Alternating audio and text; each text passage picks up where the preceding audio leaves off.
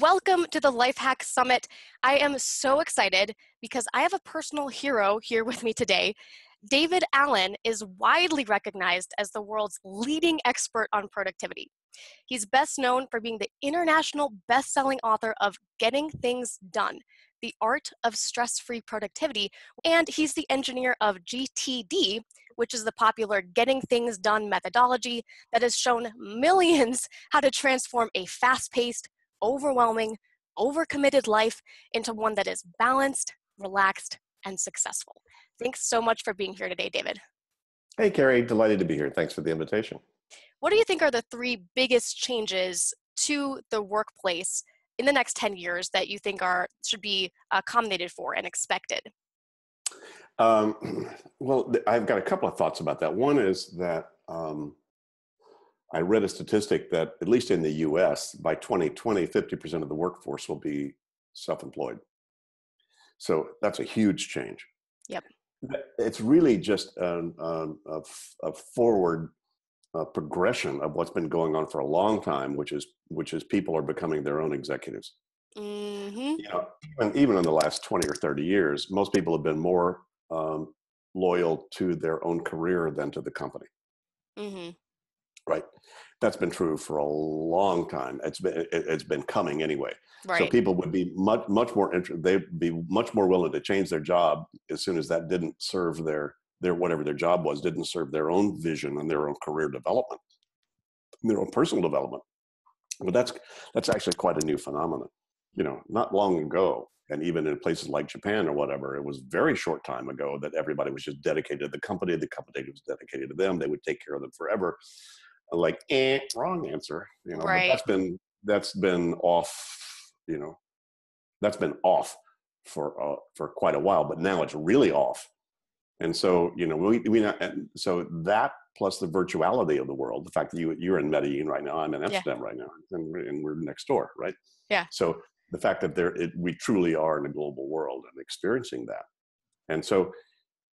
You know, Basecamp, those folks, you know, where they started to write about and the fact that they started to build startups with the truly virtual startups. Yeah. Where now you're not limited to hire staff, you know, in your community. You're limited by the world. You know, you can hire staff in India. You can hire staff in Nigeria. You can hire staff whatever to do whatever. So as the world is becoming more digitalized in that way and more global and more connected. You know, then you're going to need to hire people who know how to manage themselves.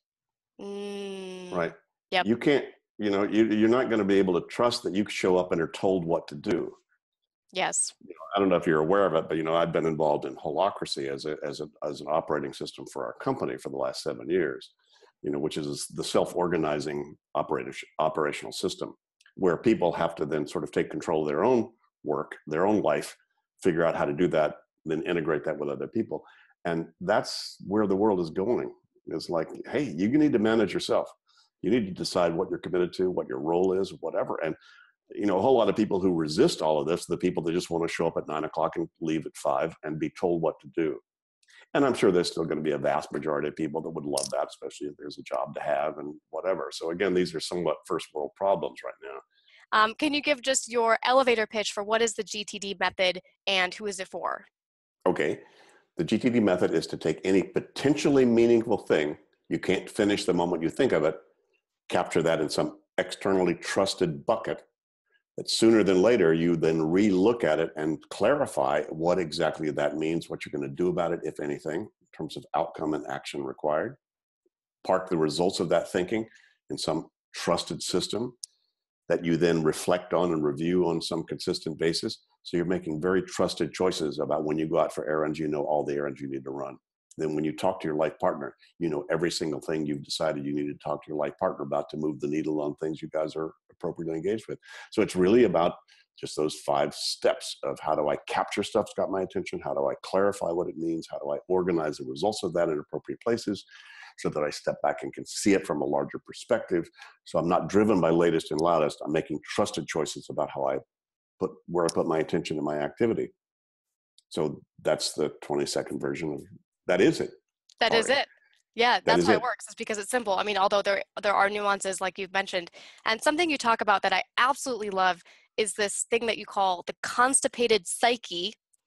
And this has hit me on multiple levels at different times in my life. But I'm wondering if you can explain more about that and your whole concept behind the constipated psyche. Well, it's like stuff you should be thinking about, you won't think about, but you know you should be thinking about it. So and it wakes you up at 3 o'clock in the morning. Yep. Oh my God, I need to figure out what to do with this, whether I'm going to get divorced or not. I need to figure out whether, where to send my kids to school next year. I need to figure out what the hell I'm going to do about whether I should give my kids karate lessons or not.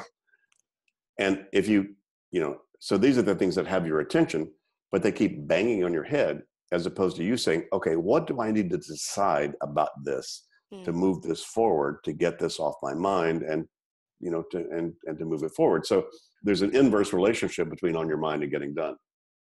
So it's a pretty simple definition of, mental or cognitive constipation. It's called, if it's on your mind more than once, it's hung up and you're the bottleneck.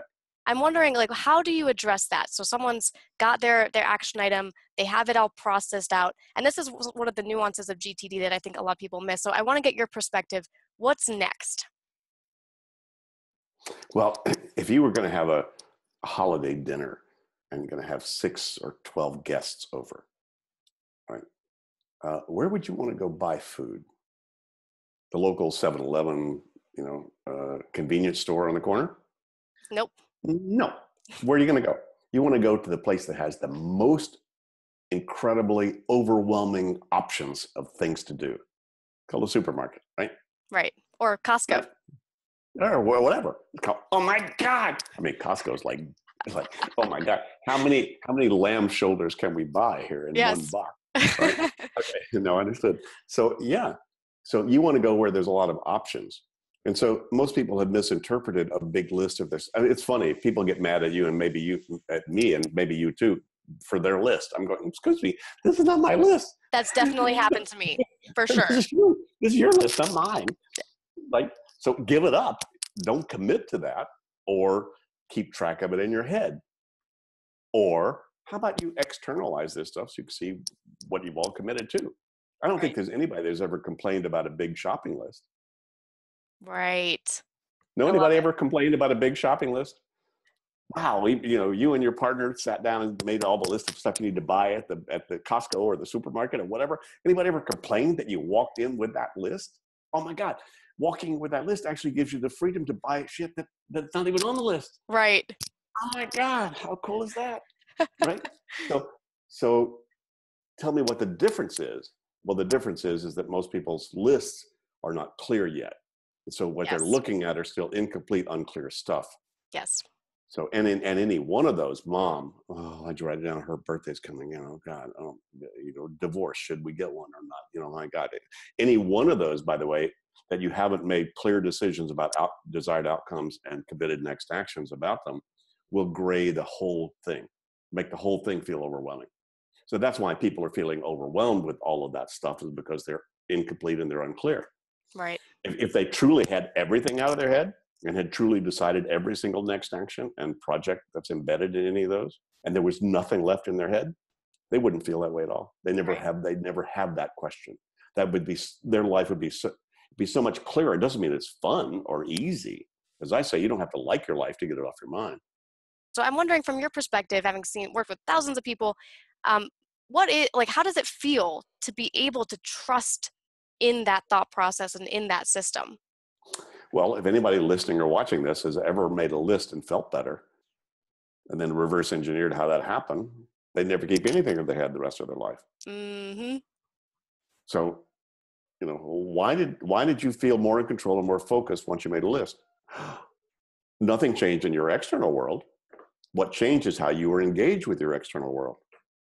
So I just figured that out, caught the algorithm about, okay, if that's true, then why keep anything in your head the rest of your life? So most people just have habits of keeping stuff in their head. I think it gives people a false sense of control. Control is the biggest human addiction.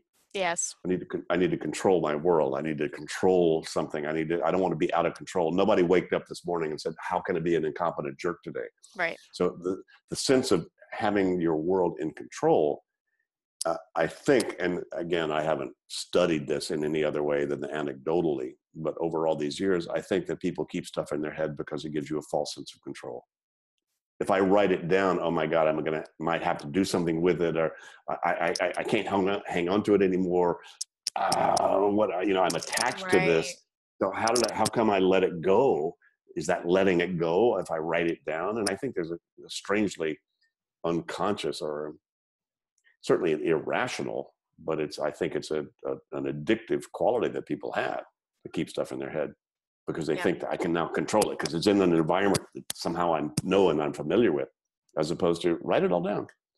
Amazing. Well, thank you so much for being here, David. Do you have any last words or anything that we didn't cover you want to make sure to include? Well, if you go to the website, get on our newsletter, which is free, and that'll, you get podcasts from me and stuff like that. So that'll keep you involved with this stuff. So, stay in touch. Yay. Awesome. David, thanks so much for being here. Thanks, Carrie. Bye, everybody.